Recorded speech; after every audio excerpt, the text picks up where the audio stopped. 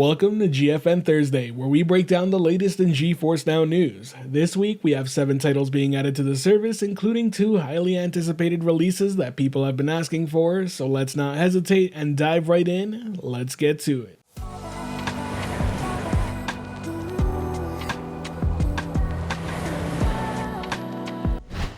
Up first, we have Capcom's latest entry into the iconic Street Fighter series, Street Fighter 6, punching its way into the cloud. With a roster of 22 iconic fighters, special moves, intense battles, sick combos, and super art attacks, there's a lot of fun to be had. The game has been getting an insane amount of praise ever since its release from both critics and Street Fighter fans alike, so if you've been waiting for a solid fighter to join GFN, this is it. Featuring 3 distinct game modes, Fighting Ground, World Tour, and Battle Hub, there's never been a better time to pick up and learn some Street Fighter. All in all, this is a title I'm super happy to see, not only because it's a major release from Capcom, but I think that there's a lack of fighting games on GFN currently, and getting one of the most iconic ones to join the library is a huge step in the right direction. It'll also be a very interesting experiment to see how fighting game players feel about playing a fighting game via the cloud, considering how important latency is to the whole space. But let me know, are you interested in picking up Street Fighter 6? If so, who do you plan on maining? Let me know down in the comment section below, but for now, let's move on to the next bit of news.